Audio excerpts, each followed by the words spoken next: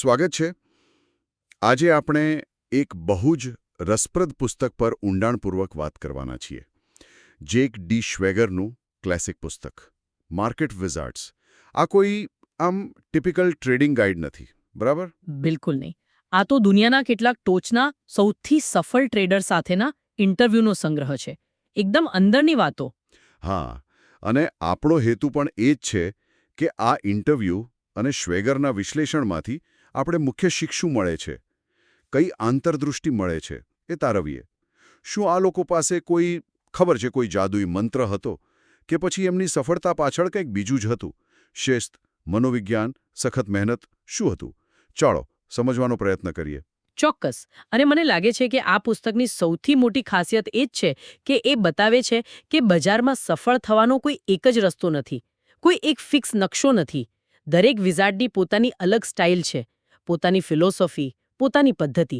આપણે એમની આ વિવિધતા તો જોઈશું જ, પણ સાથે એ પણ સમજશું કે આ બધામાં કોમન શું છે, કયા એવા સૂત્રો છે જે બધાને જોડે છે. ભલે પુસ્તક જૂનું છે, પણ આ મુદ્દાઓ તો આજે પણ એટલા જ લાગુ પડે છે ને? સાચી વાત છે. કારણ કે બજાર બદલાય, ટેકનોલોજી બદલાય, પણ માણસનું મનોવિજ્ઞાન એ તો લગભગ એવું જ રહે છે. બરાબર. તો ચાલો શરૂ કરીએ. સૌથી પહેલી અને કદાચ થોડી નવાઈ લાગે એવી વાત કે બજારને સતત જીતવા માટે કોઈ એક શું કહીએ હોલી ગ્રેલ કે જાદુઈ ફોર્મ્યુલા નથી. શ્વેગરે જેમના ઇન્ટરવ્યૂ લીધા છે એમની કામ કરવાની રીતોમાં તો જમીન આસમાનનો ફરક છે. બિલકુલ. જેમ કે કેટલાક ટ્રેડર્સ છે જે સંપૂર્ણપણે ટેકનિકલ એનાલિસિસ પર જ આધાર રાખે છે. એટલે કે ભાવ અને વોલ્યુમના ચાર્ટ જુએ, પેટર્ન સમજે અને એના આધારે નિર્ણય લે. ચાર્ટિસ્ટ. હા, તો બીજી બાજુ કેટલાક એવા છે જે ફંડામેન્ટલ એનાલિસિસના માસ્ટર છે.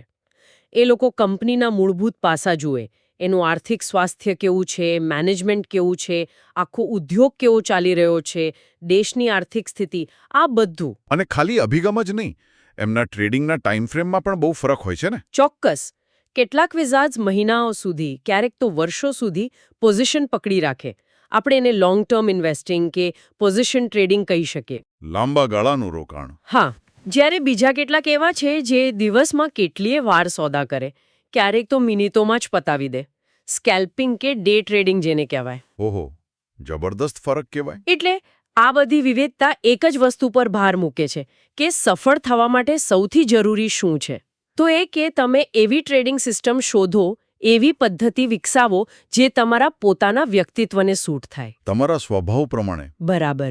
તમારી જોખમ લેવાની ક્ષમતા કેટલી છે, તમે દુનિયાને કઈ રીતે જુઓ છો, આ બધા સાથે મેળ ખાવો જોઈએ.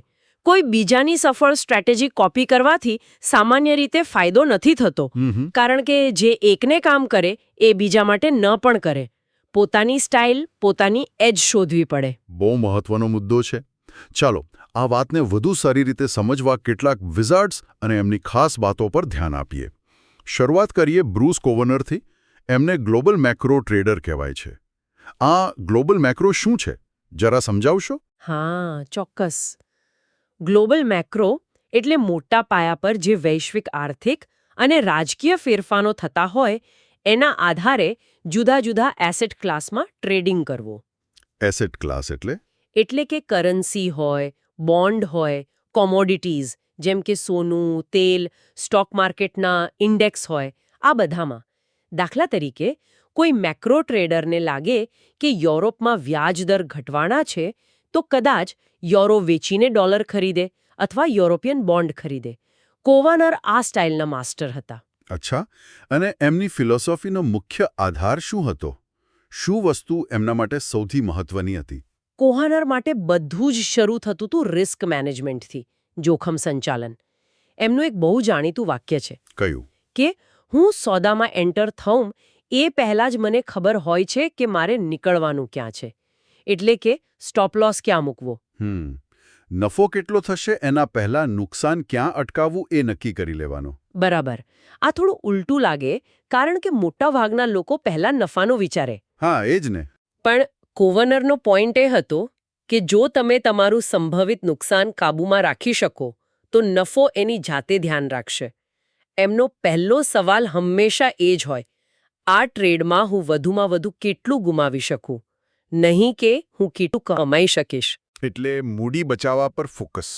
બિલકુલ. એમનું કહેવું હતું કે ક્યારે એટલી મોટી પોઝિશન ના લેવી જોઈએ કે એક જ ખોટો સોદો તમને ગેમમાંથી જ બહાર ફેંકી દે. કેપિટલ પ્રોટેક્શન આ કદાચ ટ્રેડિંગનો સૌથી મહત્વનો નિયમ છે. જોરદાર વાત કહી. હવે વાત કરીએ પોલ ટ્યુડર જોન્સની. એ પણ એક મોટા હેજ ફંડ મેનેજર છે. શું એમની ફિલોસોફી પણ કોવર્નર જેવી જ હતી કે કંઈક જુદું? અને હા, હેજ ફંડ એટલે શું એ પણ ટૂંકમાં કહેશો. હા, હેજ ફંડ એટલે એવા ઇન્વેસ્ટમેન્ટ ફંડ જે થોડી જટિલ સ્ટ્રેટેજી વાપરે, જેમ કે શોર્ટ સેલિંગ કરવો, લેવરેજ લેવો, ડેરિવેટિવ્સ વાપરવા. આ બધાનો હેતુ એ હોય કે બજાર ભલે ઉપર જાય કે નીચે, પોઝિટિવ રિટર્ન કમાવાનો પ્રયત્ન કરવો. પોલ ટ્યુડર જોન્સ આવા જ એક સુપર સક્સેસફુલ ફંડ મેનેજર છે અને એમની ફિલોસોફી પણ આમ જુઓ તો સંરક્ષણ પર જ કેન્દ્રિત હતી, ડિફેન્સ પર, પણ કદાચ થોડો અલગ એંગલ હતો. કઈ રીતે? જોન્સ માનતા હતા કે ટ્રેડિંગનો સૌથી મહત્વનો નિયમ છે બેસ્ટ ડિફેન્સ રમવાનો, બેસ્ટ ઓફેન્સ નહીં. એટલે કે નફો કમાવા કરતાં પોતાની મૂડીને નુકસાનથી બચાવવા પર એમનો વધારે ભાર હતો. અચ્છા. અને આ એમની કામ કરવાની રીતમાં દેખાય પણ છે. એ સતત પોતાની જાતને સવાલ પૂછતા રહેતા, પોતાની પોઝિશન્સ પર પણ. શું હું સાચી છું? શું બજાર મારી વિરુદ્ધ જઈ રહ્યું છે? મારાથી કંઈક જોવાનું રહી ગયું છે? એટલે સતત પોતાની જ ધારણાઓને ચેલેન્જ કરતા રહેવા. બિલકુલ. અને જો એમને જરા પણ શંકા જાય કે એ ખોટા છે, તો પછી કોઈ અહંકાર નહીં, જરાય નહીં. તરત જ ભૂલ સ્વીકારીને સોદામાંથી બહાર. ભલે નાનું નુકસાન થાય. વાહ. એ માનતા હતા કે બજાર હંમેશા સુપ્રીમ છે.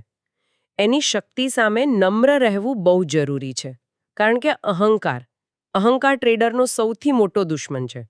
જો તમે ખોટા હોવા છતાં પોઝિશન પકડી રાખો, તો નાનું નુકસાન ક્યારે મોટું બની જાય ખબર ના પડે. આ નમ્રતા અને ભૂલ સ્વીકારવાની તૈયારી, આ બહુ મોટી વાત છે. હવે એડ સેકોટા, એમને કમ્પ્યુટરાઇઝ્ડ ટ્રેડિંગના પાયોનિયર અને ટ્રેન્ડ ફોલોઈંગના માસ્ટર કહેવાય છે. આ બંને શું છે? ઓકે, કમ્પ્યુટરાઇઝ ટ્રેડિંગ એટલે આજે આપણે જેને એલ્ગોરિધમિક ટ્રેડિંગ કે સિસ્ટમ ટ્રેડિંગ કહીએ છીએ ને, એનો શરૂઆતનો તબક્કો. મતલબ કમ્પ્યુટર પ્રોગ્રામનો ઉપયોગ કરીને પહેલેથી નક્કી કરેલા નિયમોના આધારે ઓટોમેટિક સોદા કરવા. સેકોટા આમાં શરૂઆતના એક્સપર્ટ હતા. અને ટ્રેન્ડ ફોલોઈંગ એટલે એક એવી સ્ટ્રેટેજી જેમાં બજારમાં જે ટ્રેન્ડ ચાલી રહ્યો હોય, તેજીનો કે મંદીનો, એની દિશામાં સોદા કરવા. સિદ્ધાંત બહુ સિમ્પલ છે. Trend is your friend. ચાલતા પ્રવાહ સાથે વહેવું. સેકોટા આના માસ્ટર હતા. પોતાની કમ્પ્યુટર સિસ્ટમથી આ કરતા. અચ્છા. અને એમની ફિલોસોફી, પુસ્તકમાં એમનું એક વાક્ય છે, જીતો કે હારો, દરેકને બજારમાંથી તે જ મળે છે જે તેઓ ઈચ્છે છે. આ થોડું સમજાયું નહીં. હા, એ થોડું ફિલોસોફિકલ છે. સેએ ખોટાનું માનવું હતું કે આપણા ટ્રેડિંગ નિર્ણયો પાછળ આપણી અંદરની ઊંડી, ક્યારેક અજાણ, મનોવૈજ્ઞાનિક ઈચ્છાઓ કામ કરતી હોય છે. દાખલા તરીકે? જેમ કે કોઈ વ્યક્તિને સતત ઉત્તેજના જોઈતી હોય, રોમાંચ જોઈતો હોય, તો એ કદાચ બહુ જોખમી, વારંવાર સોદા કર્યા કરશે, ભલે એમાં નુકસાન થતું હોય. અથવા કોઈને નુકસાનનો બહુ ડર લાગતો હોય, તો એ નાનકડા નફામાં જ સોદો કાપી નાખશે. મોટો નફો લેતા ડરશે. કોઈને હું સાચો હતો એવું સાબિત કરવું હોય, તો એ નુકસાનવાળી પોઝિશન પકડી રાખશે, આશા રાખશે કે બજાર પાછું ફરશે. ઓહ, એટલે બજાર આપણી અંદરની ઈચ્છાઓ પૂરી કરવાનું સાધન બની જાય છે. હા, સયોકોટા એમ કહે છે, બજાર આપણને એ જ આપે છે જે આપણે અંદરખાને શોધી રહ્યા હોઈએ છીએ. ઊંડો મુદ્દો છે આ તો. હા. અને સેયોકોટાનો પેલો ફેમસ ટ્રેડિંગ મંત્ર? હા, જે આજે પણ લોકો વારંવાર કહે છે. સારા ટ્રેડિંગના તત્વો છે: 1. નુકસાન કાપો, 2.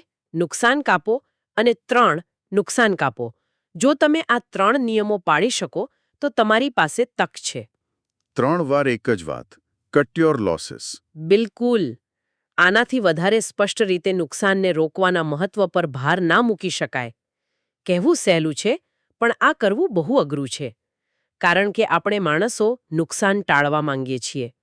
એ આપણા સ્વભાવની વિરુદ્ધ જાય છે. સાચી વાત છે. અને છેલ્લે માઇકલ મોક્સનું ઉદાહરણ. પુસ્તકમાં લખ્યું છે કે એમણે શરૂઆતના ફક્ત $30,000માંથી $80 મિલિયન બનાવ્યા હતા. આ તો અકલ્પનીય છે. હા, એમની સ્ટોરી ખરેખર અસાધારણ છે. પણ એ ખાલી મોટી સફળતાની જ નથી. એ દ્રઢતાની છે, ખંતની છે અને સૌથી મહત્વનું, નિષ્ફળતામાંથી શીખવાની શક્તિની છે. એટલે કે માર્ક્સ આટલી મોટી સફળતા સુધી પહોંચ્યા એ પહેલા એમણે એકવાર નહીં પણ ઘણીવાર પોતાનું ટ્રેડિંગ એકાઉન્ટ લગભગ સાફ કરી નાખ્યું હતું. બ્લોઅપ થઈ ગયા હતા. ઓહ, એટલે શરૂઆતમાં તેઓ નિષ્ફળ ગયા હતા ને? હા, ઘણી વખત. એમની વાર્તા આપણને યાદ અપાવે છે કે સફળતા રાતોરાત નથી મળતી. મોટામાં મોટા ટ્રેડર્સ પણ શરૂઆતમાં ભૂલો કરે છે, નુકસાન કરે છે. પણ મહત્વનું શું છે કે એ લોકો હાર નથી માનતા. પોતાની ભૂલોનું એનાલિસિસ કરે છે, એમાંથી શીખે છે અને ફરીથી વધુ સારી રીતે પ્રયત્ન કરે છે. માર્ક્સની સફળ એ જ બતાવે છે કે નિષ્ફળતા પણ સફળતાનો એક ભાગ હોઈ શકે છે જો તમે એમાંથી સાચો પાઠ શીખો તો. ખરેખર પ્રેરણાદાયક. આ 4 વિઝાર્ડ્સની વાત સાંભળીને એ તો સ્પષ્ટ છે કે એમની રીતો ભલે જુદી હોય પણ કદાચ એમની વિચારસરણીમાં, એમના અભિગમમાં કંઈક સામ્ય હોવું જોઈએ. શ્વેગરે આવું કંઈક નોંધ્યું છે. હા, બિલકુલ. અને એ જ આ પુસ્તકનો સૌથી રસપ્રદ ભાગ છે મારા મતે. આટલી બધી વિવિધતા છે સ્ટાઇલમાં, વ્યક્તિત્વમાં, છતાં શ્વેગરે લગભગ બધા જ સફળ ટ્રેડર્સમાં કેટલીક કોમન બાબતો, સમાનતાઓ શોધી કાઢી છે. અને આ સમાનતાઓ જ કદાચ એમની લાંબા ગાળાની સફળતાનું અસલી રહસ્ય છે. તો કઈ છે એ સમાનતાઓ? ચાલો એના પર વાત કરીએ. પહેલી કઈ? સૌથી પહેલી અને કદાચ સૌથી ઉપર એ છે અતૂટ શિસ્ત, ડિસિપ્લિન. દરેક સફળ ટ્રેડરે પોતાની એક ચોક્કસ ટ્રેડિંગ યોજના હોવી જોઈએ અને એને ચુસ્તપણે વળગી રહેવું જોઈએ. એના પર ખૂબ ભાર મૂક્યો છે, ભાવનાઓને બાજુ પર રાખીને. પણ શિસ્ત એટલે શું? ખાલી નિયમ પાળવા કે એનાથી વધુ કંઈક? એનાથી થોડું વધારે. શિસ્ત એટલે જ્યારે બજાર તમારી વિરુદ્ધ જાય, જ્યારે તમને ડર લાગે, જ્યારે લાલચ આવે, ત્યારે પણ તમે જે પહેલેથી નક્કી કર્યું છે, જે નિયમો બનાવ્યા છે, એ પ્રમાણે જ વર્તવો. દાખલા તરીકે, ધારો કે તમારો નિયમ છે કે કોઈ એક સોદામાં 5%થી વધુ નુકસાન નહીં લેવું. હવે નુકસાન 5% પહોંચી ગયું ત્યારે થોડી રાહ જોઈ લઉં, કદાચ પાછું ઉપર આવે. આવા વિચારોને બાજુ પર મૂકીને તરત સોદો કાપી નાખવો, એ શિસ્ત છે. લાગણીઓને તમારા નિર્ણયો પર હાવી ન થવા દેવી. અને આ કરવું બહુ અઘરું છે. બરાબર સમજી ગયો. બીજી સમાનતા કઈ? બીજી મહત્વની સમાનતા છે ધીરજ, પેશન્સ. આ જે માર્કેટ વિઝાર્ડ છે ને, એ લોકો સતત સોદા કરવાની ઉતાવળમાં નથી હોતા. એમને ખબર છે કે બજાર દરરોજ તકો આપે છે, પણ દરેક તક લેવા જેવી નથી હોતી. એ લોકો યોગ્ય તકની રાહ જુએ છે. એવી તક, એવી પરિસ્થિતિ જ્યાં જોખમ ઓછું હોય અને નફાની શક્યતા ઘણી વધારે હોય. વોરેન બફેટ આને ફેટ પિચ કહે છે. Fat pitch? બેસબોલ જેવું? હા, બેઝબોલની ટર્મ છે. એટલે કે એવો બોલ જે મારવા માટે એકદમ સહેલો હોય. એવી પરફેક્ટ તકની રાહ જોવી. પણ રાહ જોવી એ તો કંટાળાજનક હોય ને? આપણને એમ થાય કે કંઈક કરવું જોઈએ, કંઈક કરવું જ જોઈએ. ચોક્કસ. અને એટલે જ ધીરજ કેળવવી પડે છે. આ વિઝાર્ડ્સ સમજે છે કે ઓવર ટ્રેડિંગ એટલે કે જરૂર વગર ખાલી ટ્રેડિંગ કરવા ખાતર ટ્રેડિંગ કરવું એ પૈસા ગુમાવવાનો સૌથી સહેલો રસ્તો છે. ઘણીવાર શ્રેષ્ઠ ટ્રેડ એ હોય છે કે કોઈ ટ્રેડ ના કરવો, બાજુ પર બેસી રહેવું, યોગ્ય તકની રાહ જોવી. આના માટે ગજબની ધીરજ જોઈએ. શિસ્ત, ધીરજ. ત્રીજી સમાનતા શું છે? ત્રીજી છે બજારો પ્રત્યેનો ઊંડો જુસ્સો, પેશન અને એના માટે કરાતી સખત મહેનત, હાર્ડવર્ક. એટલે એ લોકો ખાલી પૈસા માટે નથી કરતા આ બધું? બજારોની આ રમત રમવામાં, એના કોયડા ઉકેલવામાં, એના પડકારોનો સામનો કરવામાં એક સાચો રસ છે, એક જુસ્સો છે. આ પેશન જ એમને સતત ટકાવી રાખે છે, મોટિવેટ કરે છે. અને આ જુસ્સો પછી સખત મહેનતમાં દેખાય છે. બિલકુલ, કારણ કે બજારો કાયમ બદલાતા રહે છે. એટલે આ ટ્રેડર્સ ક્યારે શીખવાનું બંધ નથી કરતા. એ લોકો સતત રિસર્ચ કરે, દુનિયાભરમાં શું ચાલી રહ્યું છે તેના પર નજર રાખે, નવા આઈડિયાઝ ટેસ્ટ કરે, પોતાની સ્કિલ્સને શાર્પ કરવા માટે કલાકોના કલાકો મહેનત કરે. લોકો ખાલી એમની સફળતા જુએ છે, પણ એની પાછળ કેટલા વર્ષોનું સમર્પણ અને મહેનત છે એ નથી જોતા. આ કોઈ શોર્ટકટ નથી. બરાબર. અને ચોથી, કદાચ છેલ્લી મુખ્ય સમાનતા. ચોથી અને મારા મતે અત્યંત મહત્વની સમાનતા છે ખોટા હોવાની તૈયારી અને નમ્રતા. વિલિંગનેસ ટુ બી રોંગ અને હ્યુમિલિટી. અચ્છા. સફળ ટ્રેડિંગની દુનિયામાં ઈગો, અહંકાર માટે કોઈ જગ્યા નથી. આ વિઝાર્ડ સમજે છે કે એ લોકો દર વખતે સાચા ના પડી શકે. બજાર ક્યારેક એવું વર્તન કરે જે ધાર્યું ન હોય. એટલે જ્યારે એમને ખ્યાલ આવે કે એમનો નિર્ણય ખોટો પડ્યો છે તો તરત જ કોઈ પણ જાતના ખચકાટ વગર ભૂલ સ્વીકારી લે છે અને નુકસાનવાળી પોઝિશનમાંથી નીકળી જાય છે. આ પેલી પોલ ટ્યુડર જોન્સની વાત જેવું જ થયું ને? બરાબર. એ લોકો જાણે છે કે બજારમાં સાચા હોવા કરતાં પોતાની મૂડી બચાવવી વધારે જરૂરી છે.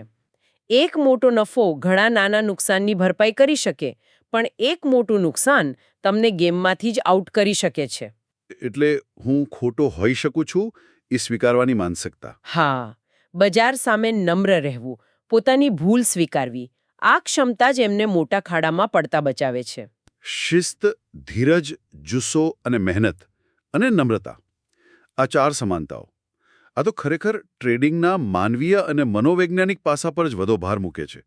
એવું લાગે છે કે તમારી પાસે ગમે તેવી સારી સિસ્ટમ હોય, પણ જો આ માનસિક ગુણો ના હોય તો લાંબા ગાળે ટકવું અઘરું છે.